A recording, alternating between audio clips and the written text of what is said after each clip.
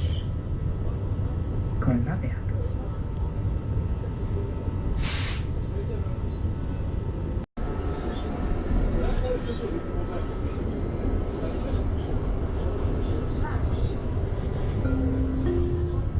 Asseltrick. Asseltrick.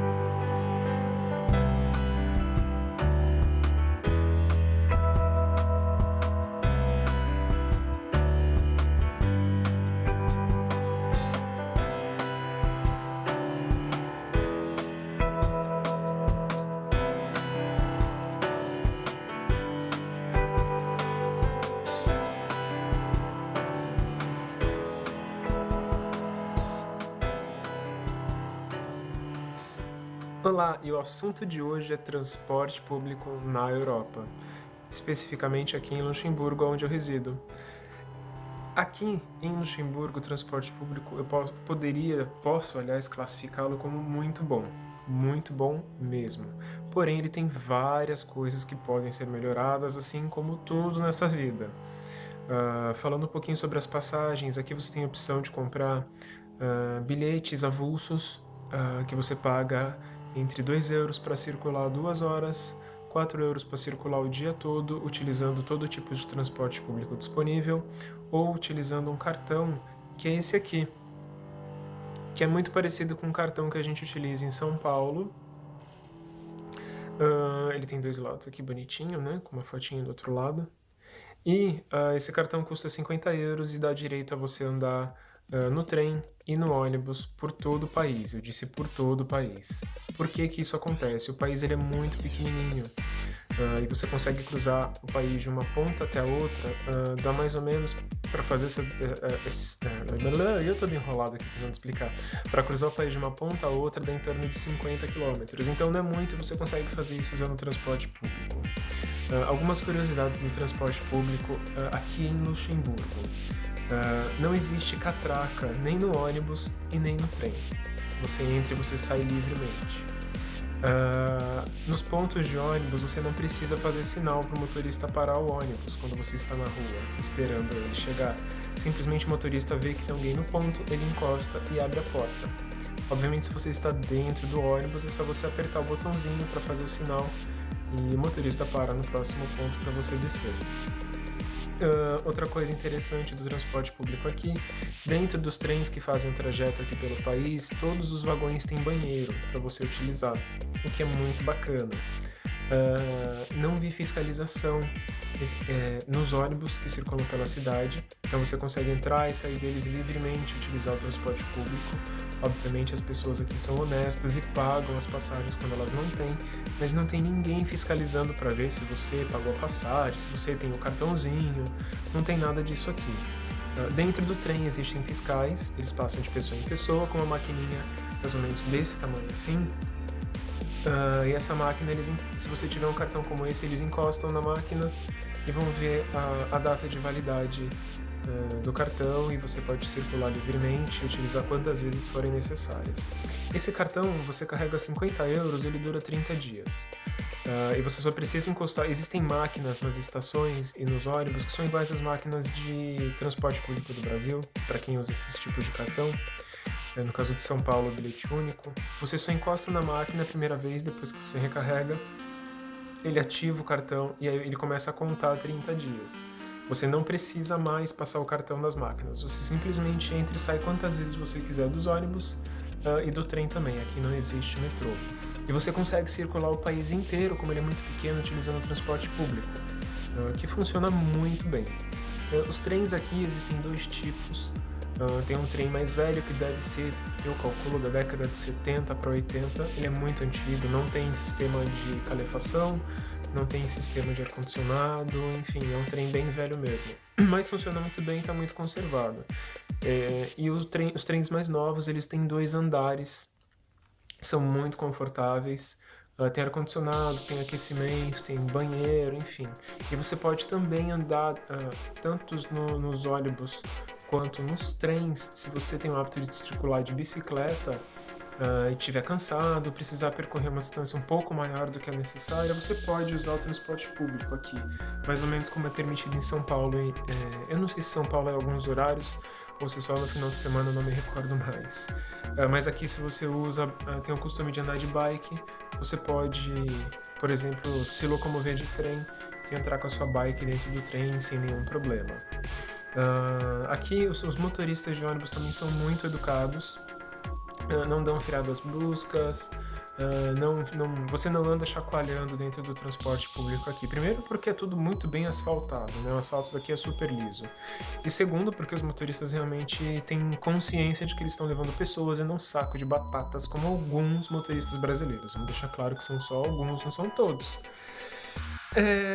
O que mais que eu ia falar para vocês do transporte público daqui? Existem problemas? Existem. Existem qualidades também. Essas que eu falei até agora foram pontos positivos. Outra coisa que é muito positiva aqui é a pontualidade. Os trens, obviamente, são sempre muito pontuais. Até no Brasil eu percebo que os trens têm uma certa pontualidade. Aqui é mais ainda. E o ônibus aqui, que isso sim me impressionou, a pontualidade deles é incrível. Quando você chega no ponto de ônibus, tem uma plaquinha com todas as linhas que param ali, o trajeto que a linha faz e os horários que ela para naquele ponto que você está. E pode apostar, se está escrito que o ônibus vai parar ali, sei lá, 1h37 da tarde, ele vai parar 1h37 da tarde. Exatamente no horário que você quer. Às vezes ele atrasa 1 minuto e meio, mas geralmente ele chega no horário, e isso impressiona, realmente impressiona, é muito bacana isso. Alguns problemas, com o ônibus, eu só teve uma vez que o ônibus atrasou 15 minutos, não sei o porquê até hoje, foi uma vez só que ocorreu. E no trem, uma vez, com uma chuva leve, 2 composições de trem quebraram. E o trem, que era para ter intervalo em torno de 15, 20 minutos ali, acabou ficando em quase 1 hora, porque os trens quebraram em um dia de chuva. Mais ou menos como acontece em São Paulo. Eu dei risada no dia, achei engraçado. Me senti no Brasil aquele dia, porque ficou uma bagunça, a plataforma bem movimentada. Mas enfim, os ônibus e os trens aqui andam bem vazios, você sempre tem algum lugar para sentar. Como os trens são muito grandes, tem 2 andares e tudo mais, dificilmente fica a gente em pé nos horários de pico, só se a pessoa realmente não quiser sentar.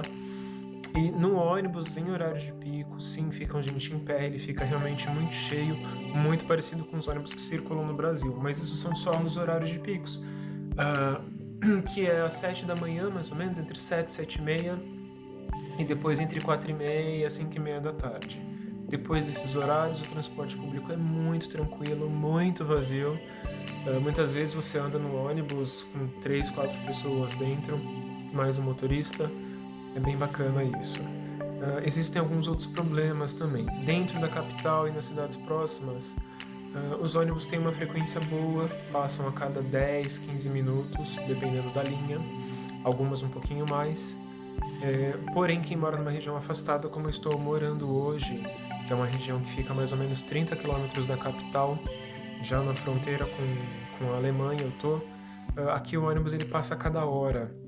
Então fica um pouquinho complicado da gente sair a todo momento. E ele também tem um período muito curto de circulação. Ele vai acho que das 5h10 da manhã, mais ou menos, até umas 10, 10h30. Depois desses horários, antes ou depois desses horários, você não encontra ônibus. E aos domingos isso é reduzido ainda mais, o intervalo entre os ônibus é ainda maior, podendo chegar a quase 2 horas. Então é um pouquinho complicado, por isso que muita gente aqui acaba andando de carro.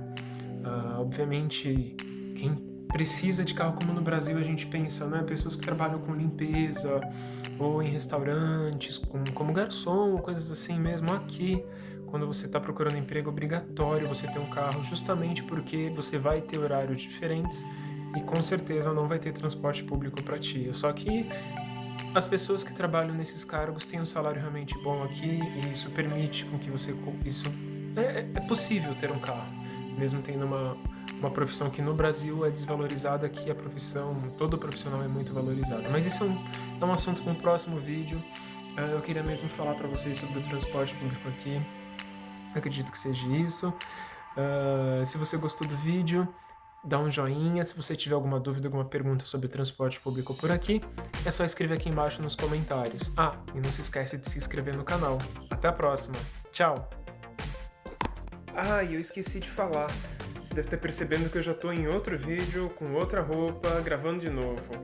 Eu esqueci de comentar que aqui também tem o ônibus da madrugada. E esse ônibus da madrugada é só você ligar para a central de atendimento da empresa que administra o sistema de ônibus e eles mandam o ônibus buscar você na porta de casa e deixam você aonde quiser. O único porém é que você tem que ter um grupo de pessoas, eu não lembro se são 10 ou 15 pessoas o mínimo, pro ônibus ir buscar você em casa. Você não pode ir sozinho porque ele não é um táxi, né? Então tem que ser um grupo de pessoas. Então ele é bom quando você tá numa balada e precisa voltar, você já pode deixar previamente agendado. Então quando você sai da balada, o ônibus já tá ali próximo aguardando você e os seus amigos que estão com você e deixa todo mundo na porta de casa. Só você passar os endereços, ele vai fazendo o itinerário e vai deixando todo mundo na porta de casa. Muito bacana, né? Acredito que seja só isso, acho que eu não esqueci de mais nada não. Até a próxima, tchau!